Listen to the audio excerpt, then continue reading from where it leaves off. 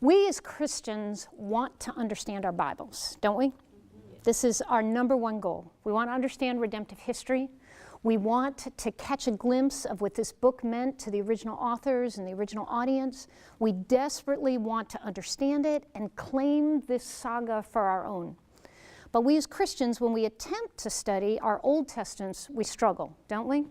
We struggle, and we struggle for lots of reasons. As a Christian educator, I've distilled this down to 3 reasons. Over my experience with youth groups and adults and seminarians and doctoral students, you name it, and the 3 issues are always the same. The first one, and the one that breaks my heart, is that somewhere along the way, someone has taught the church that the Old Testament isn't their story, that they can launch into the New Testament with Matthew chapter 1, and everything that comes before is somewhere between ancient history and an unfortunate preface to the part of the Bible that really counts. Well, my goal in this series is to break that. I'm going to unravel that myth because it is not true. According to Galatians chapter 4, you are the children of Abraham, and this is your story. And I will not be done with you until you read the story of Abraham, Isaac, and Jacob, and you cry over your people, because they are your people. So this is issue number 1. Issue number 2 is something I call the Great Barrier. And I deal with this in my classes all the time. The Great Barrier is the fact that this book happened long, long ago and far, far away. The geography is different, the dates are truly ancient, and perhaps the thing that separates us the most, our cultures are profoundly different. In this study, our goal is going to be to get past what I think is the most significant barrier in the Great Barrier, and that's the issue of culture. Darrell Whiteman said once, "It is hardly a fish who will discover water. It is hardly a person who will discover their own culture." In fact, it's not until somebody drops you into someone else's culture on a missions trip, or if your business takes you there, that all of a sudden you realize, oh my gosh, people don't eat what I eat. People don't speak the way I speak. Or if you happen to be like me, a Yankee who got dropped in Jackson, Mississippi for 4 years, all of a sudden you find out that the rules of engagement are a little different as well. So we're going to work on the Great Barrier today. The third thing, and the thing I speak of a great deal in our introduction and throughout the course, is the issue of the dysfunctional closet. You see, for most folks, they've spent their entire lives acquiring all sorts of details about the people, places, locations, and events of the Old Testament, but they're all jumbled up into one big mess, like a really messy closet. Have you ever had one of those? Maybe you're a really together person and it's not a messy closet. Maybe it's just a messy junk drawer or a toolbox or a kid's toy chest.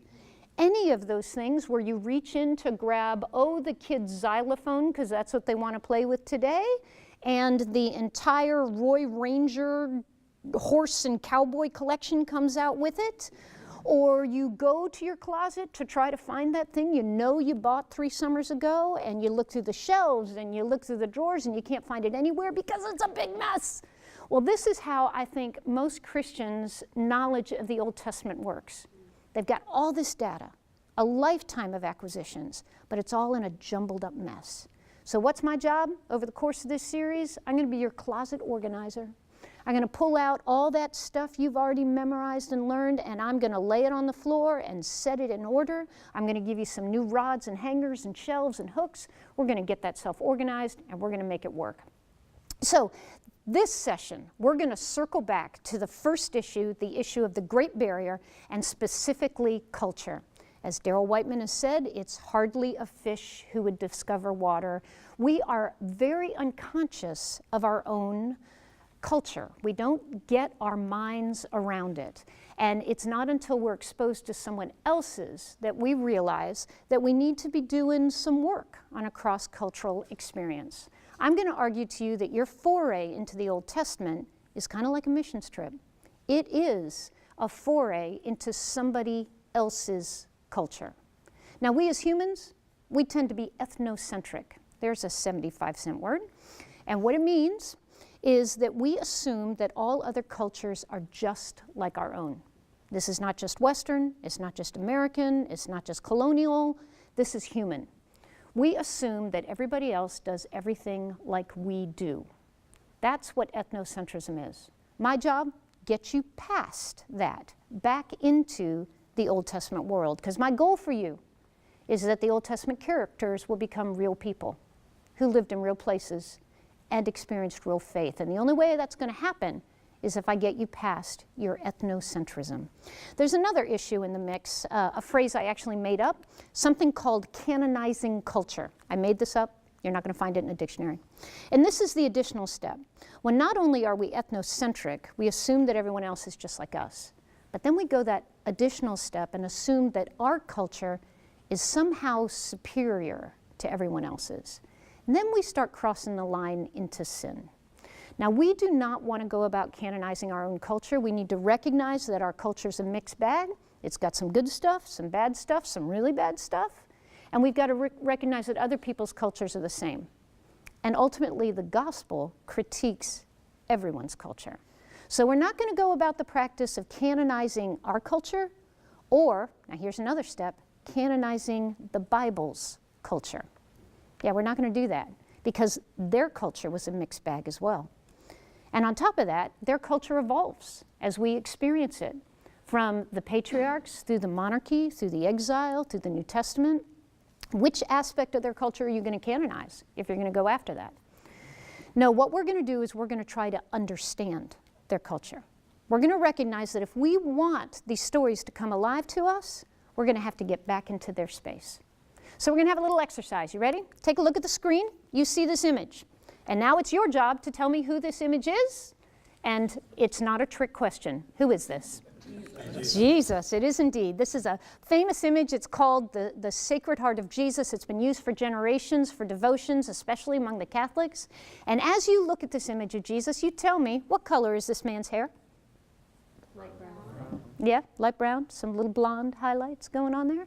What color is his eyes? Blue. Blue.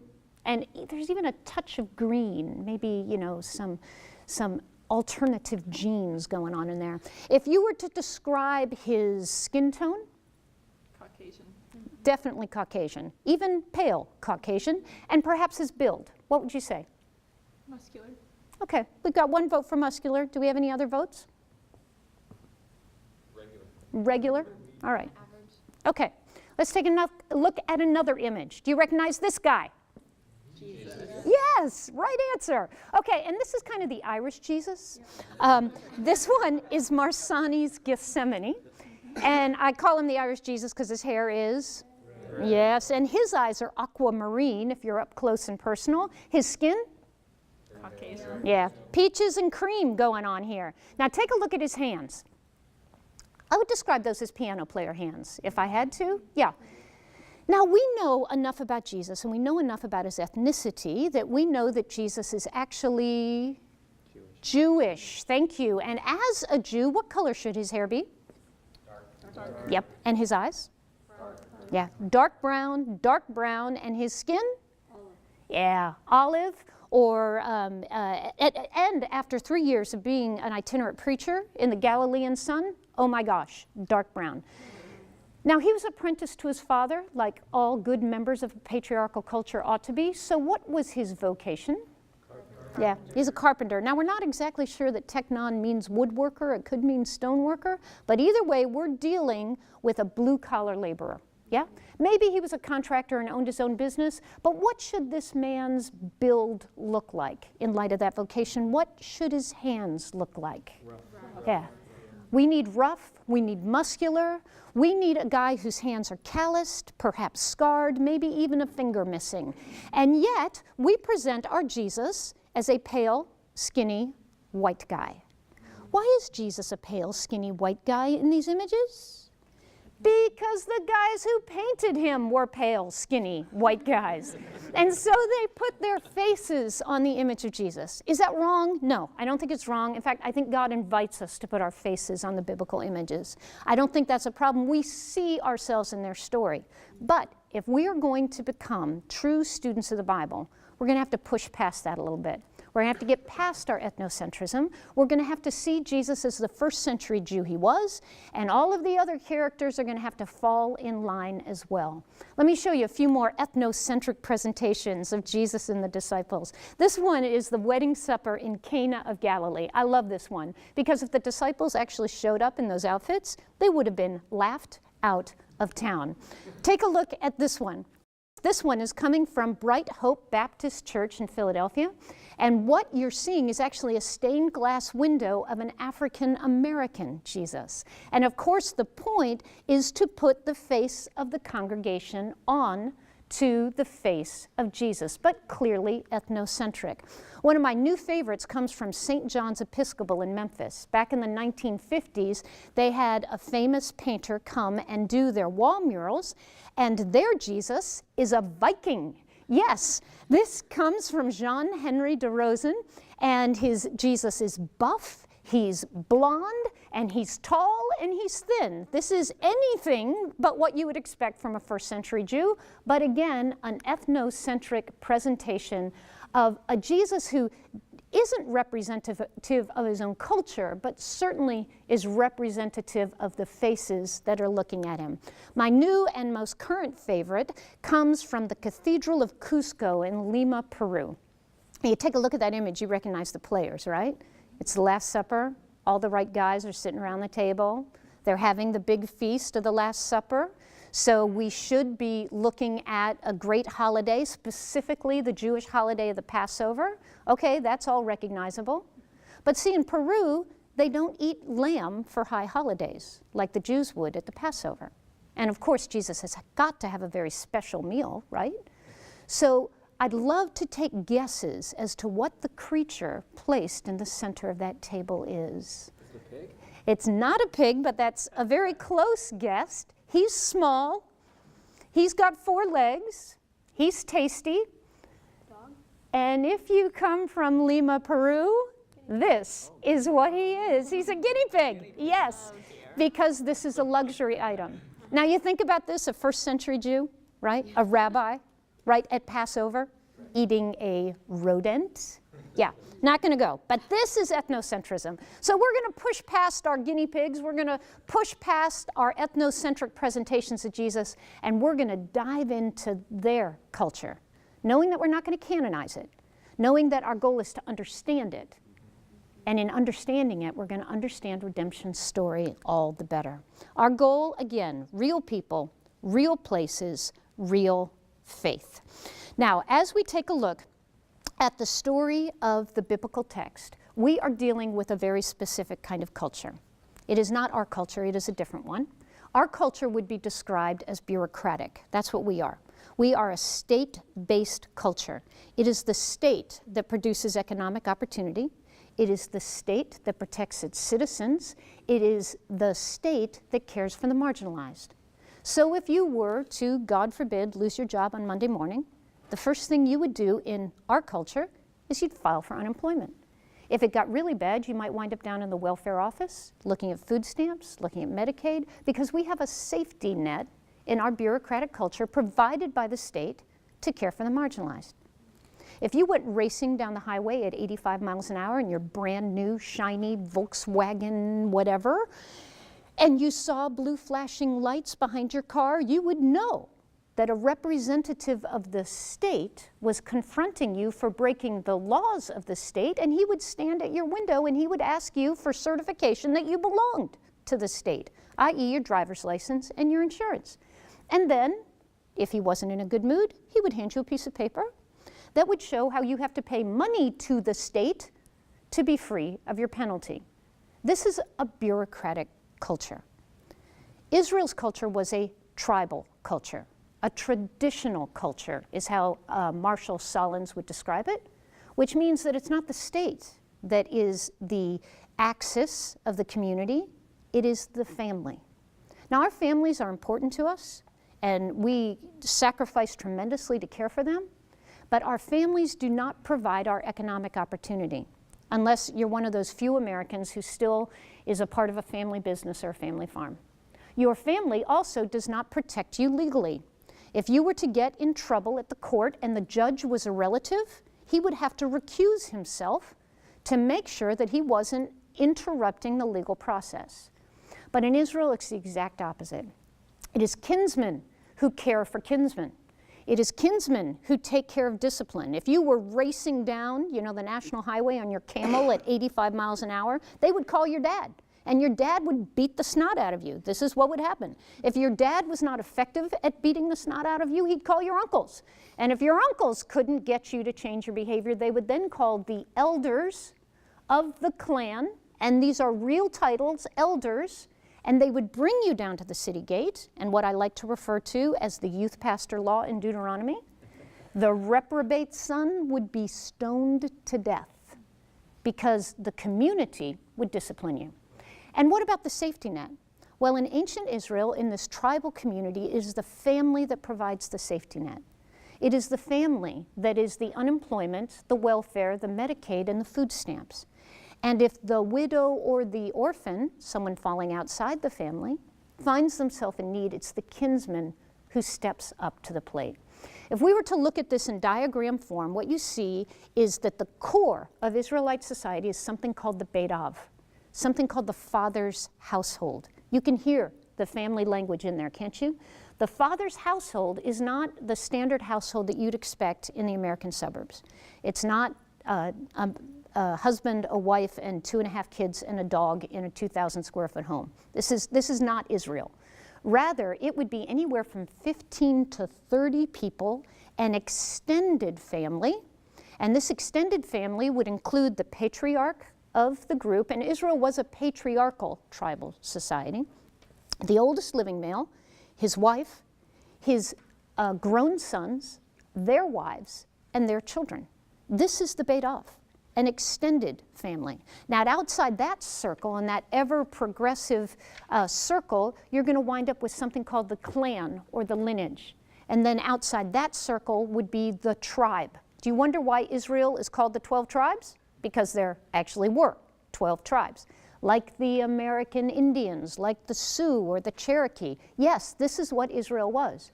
And then all the tribes gathered were the nation. This is Israel's society, and if you were to distill it down to 3 words, you would distill it down to the word patriarchal, patrilineal, and patrilocal. You can hear the word patra throughout because the oldest living male serves as the core of their society. This is how their society functioned. Are we canonizing it? No, but we need to understand it. So let's take a look at that first word, the word patriarchal. This has to do with authority. And the idea that the authority and therefore the responsibility within this extended family, this Beit Av, this father's household, belongs to the oldest living male. Ultimately, this oldest living male will make the decision as to who will live and sometimes who will die. If someone has to be sold into slavery or apprenticed off to the military in order to make sure that all the mouths under his roof was fed, the patriarch made that kind of decision. It was also his job to protect and defend all of his kinsmen. So if someone wound up falling on hard times, it was the patriarch who stepped up to the plate, put his resources on the line, and cared for his family. So we see that his immediate family was 15 to 30 people. This is the father's household. We see that the patriarch serves as the center of the household, both with responsibility and authority. And we see that ultimately the fate of the family rests on this man's shoulders. A story coming out of your Bible. The story of Judah and Tamar in Genesis chapter 38. I'm always challenging my students to preach this, and I can't get them to preach it. You'll see why as we move forward. Judah is one of the 12 patriarchs, right? So he's one of the 12 sheikhs of the tribes of Israel. He should be a holy man, right? Right? That would be our assumption. Well, he has a daughter-in-law named Tamar. She has been married to his eldest son, and his eldest son has died, leaving her a widow. This happens. So according to Israelite law, she must be cared for. And the way the law works is that Judah is supposed to offer this girl to his second son. The idea is that when she married, she moved into Judah's household. In order to keep her protected, to keep a roof over her head, she's going to take part in what's called the Levirate law. So the second son is going to marry her, keeping her in the household, And in keeping her in the household, he'll provide for her. He will give her a child, father a child with her, and that first child will belong to his dead brother. So that child will inherit his brother's goods. All the following children are supposed to belong to the living husband. This is the law in Israel. It's a little awkward for me, but it's the law in Israel. And this is what's supposed to happen with Tamar. Well, before I fill in the middle part of the story, Tamar, when we pick up her tale, is actually living in her biological father's house, which already shows us that Judah is messing up somehow. She should be in his house. But she's living with her biological father, and she's gotten herself pregnant.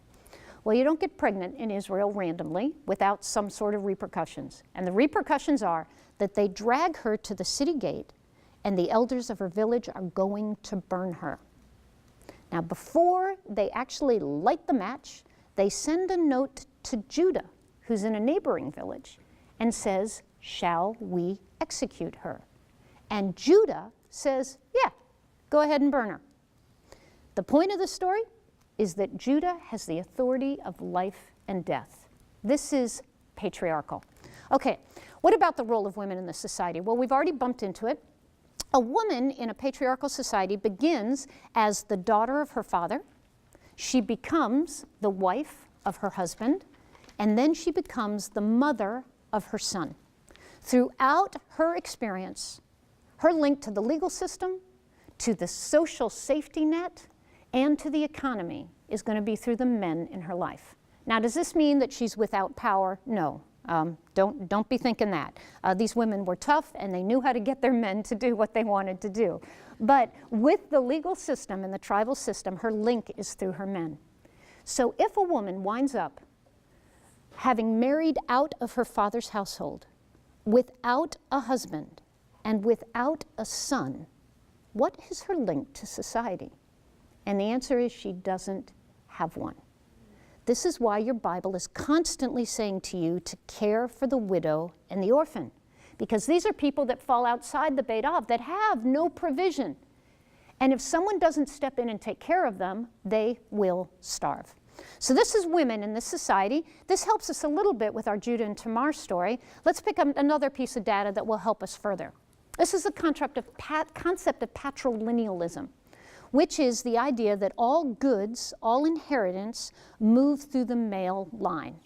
This is how Israel tracks their inheritance. This is how they track their ancestry, through only the male line. Now, you already know this. You might not know you know this, but the reason you know it is because you've opened the Bible and you've seen that the genealogies are all male. Have you ever wondered about that? If you haven't, I can guarantee you that the second grade Sunday school class at your church, they've wondered about it.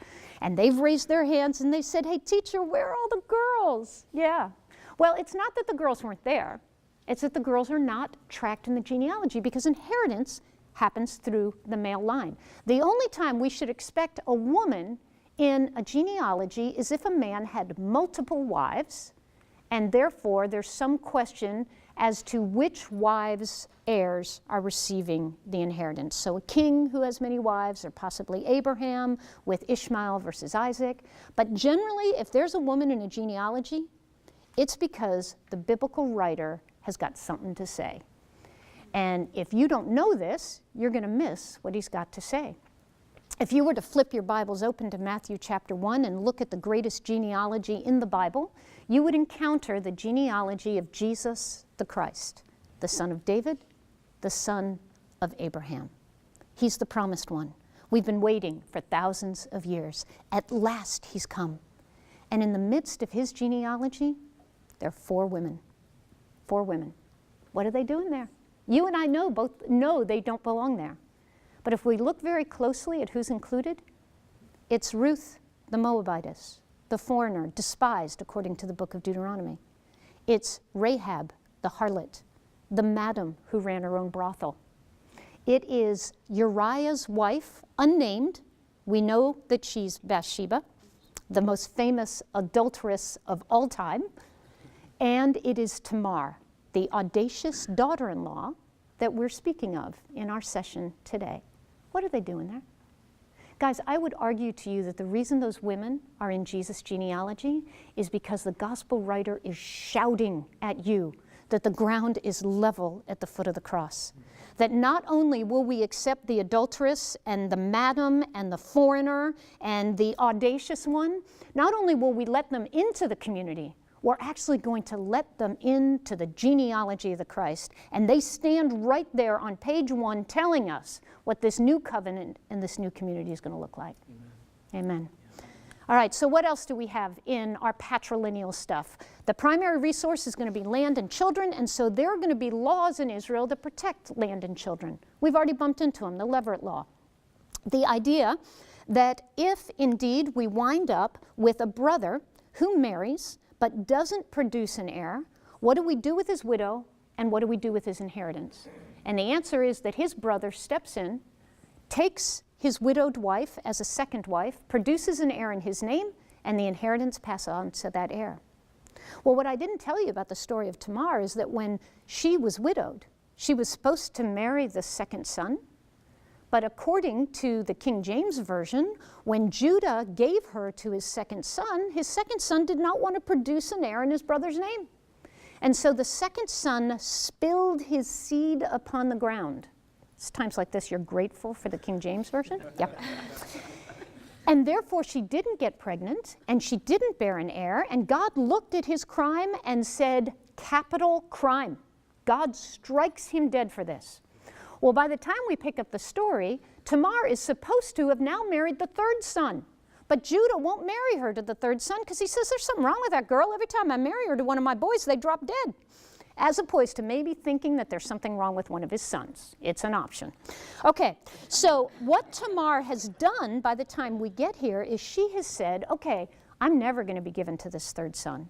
I've been married. I'm no longer a virgin. I'm not going to get a chance to marry. My father-in-law is not taking care of me, and I have no heir. I got to do something. And this girl is a very enterprising young woman, so she dresses herself up, stands on the side of the road, and intercepts her father-in-law on a business trip, propositions him. He thinks she's a prostitute. They have sex. She gets pregnant. Tamar's got her heir. Yes, she does. The only problem is that nobody knows it was Judah, and she's going to die for her audacity. Well, just before they light the match in Genesis 38, she says, yes, do tell my father-in-law who has authority over me that I've played the harlot, but please send him this seal and this staff so he'll know who the man is who got me pregnant. Judah looks down at the seal and staff and he says, oh my goodness. And the line that comes out of your Bible is, she is more righteous than I. Okay, in my culture, no way. There is no daughter-in-law who gets to do this, and she is more righteous than I. But in Israel's culture, Tamar is more righteous than Judah. It's Judah who's the villain. If we don't see their story through their lens, we're going to miss that. All right, so this is patrilineal. There's also the fact that in Israel, land cannot be moved from one owner to another except through inheritance. There is no real estate business in ancient Israel. Yahweh gave the land to the patriarchs. The patriarchs gave it to the 12 tribes. The 12 tribes give it to their descendants. And the only way land passes from one man to the next is through inheritance. The only reason anyone would ever sell their land is if they were at the absolute brink of disaster. And even then, it is the responsibility of a kinsman to step up and buy their land back for them. And if that doesn't work, then in the year of Jubilee, every 50 years, the land returns to its original owner. And this is how Israel protects its society against perpetual poverty. Are we going to canonize this culture? No, but we're going to understand it. All right, that's patrilinealism. What about patrilocal? Well, patrilocal is also very interesting. The idea that the Beit Av, the father's household, is not just a descriptor for the family, it's actually a descriptor for the family compound. These people are not just an extended family, they actually live together in a single space. And in this single space, as diversified subsistence-level agriculturalists, what they are doing is jointly farming the land they jointly own and sharing in its produce. The deal is, as all the biblical anthropologists would tell us, these folks are barely making it. And unless they share the labor and share the living space, they're not going to make it. Hence the extended family, and hence the family compound. This family compound would look very similar to this reconstruction. The idea that you would have a